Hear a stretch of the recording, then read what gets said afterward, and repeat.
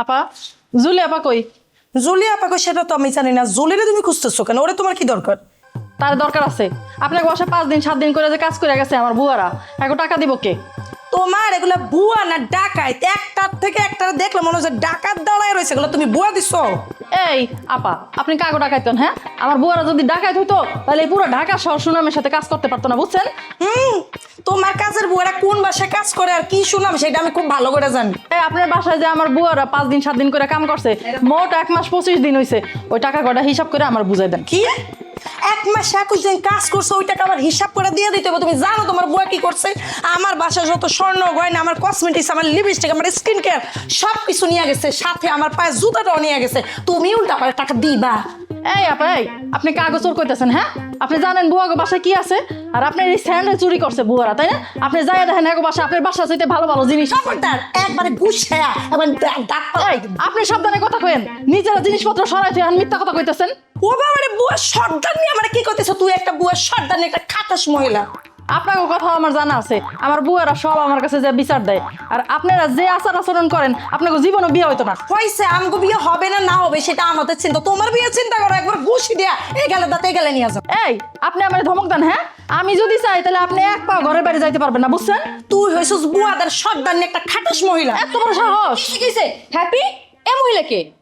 আপা দেখেন তো, ওনার বাসা আমি কাজের বুয়া দিছিলাম, 5 দিন 7 দিন করে কাজ করে টাকা না দিয়ে বিদায় দিয়ে দেয়। হ্যাপি উনি ওগুলো কি বলতেছে?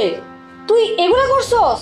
ছিছি, এটা কিন্তু একদম ঠিক না। তুই জানোস এখন যদি উনি বাইরে যায় তোদের সম্পর্কে এসব কথা বলে, সংবাদ সম্মেলন করে দুনিয়া জানায়, তাহলে তোদের কি হবে? তোদের দুইটার মধ্যে একটার বিয়ে হবে না। ওহ হয়েছে, আরো উস্কায়া দেয় মহিলারে, আর শিখায়া দেয় যেন এই মহিলা আমাকে অপমান করে, আমাকে বেজ্জতি করে। এমনি তো তোর জন্য আমি কোনো জায়গায় কোনো বন্ধু বান্ধব স্যার সবার কাছে একমাত্র তোর জন্য আমি ছোট হয়েছি। অনেকক্ষণ তো গল্প করলাম, কই এখন পর্যন্ত একটা কফিও আসলো না। এটা কোনো কথা বললো? তোমার জন্য তো কফি আসবে না, তোমার জন্য আসবে মিষ্টি আর ফুল, যেটা দিয়ে তোমাকে সম্বর্ধনা দেওয়া হবে। আমি মিষ্টি খাই না, তারপর কেন মিষ্টি আনতে পাঠিয়েছো? তোমার কারণে এই অফিসে আর আসাই হবে না। আপনি না আসলে কি হবে? আপনি না আসলে তো আমাদের স্যারের দম বন্ধ হয়ে যাবে। ম্যাম কি রাগ করলেন? না, রাগ করবো কেন? আমি তো অনেক খুশি হয়েছি যে তোমার স্যার আমাকে ছাড়া এক মুহূর্তও থাকতে পারে না, আমাকে এত ভালোবাসে। আমি তো কৃতজ্ঞ। জুলি, তোমার সঙ্গে আমার কি কথা হয়েছিল? লুবনা অফিসে ঢোকার আগে তুমি কনফারেন্স রুম রেডি করবা, সবকিছু অ্যারেঞ্জ করবা, অথচ তোমার নিজেরই কোনো পাত্তা নেই। তোমার আগে আমি অফিসে চলে আসছি।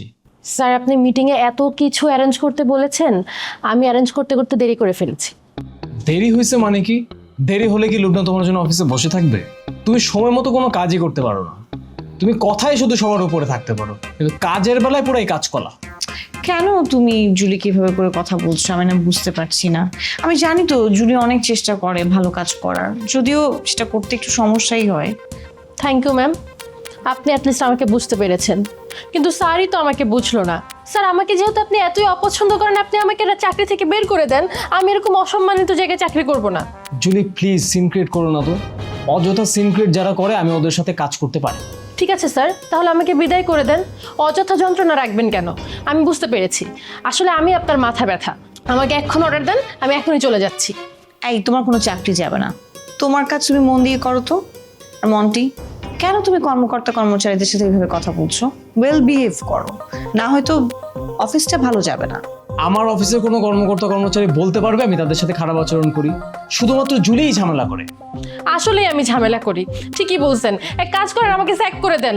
কোনো কর্মকর্তার তো সাহস নেই যে স্যারের সামনে এসে কথা বলবে। একমাত্র আমি বেয়াদবি করি, আমি কথা বলি, তাহলে আমাকে এখানে রাখার দরকার নাই।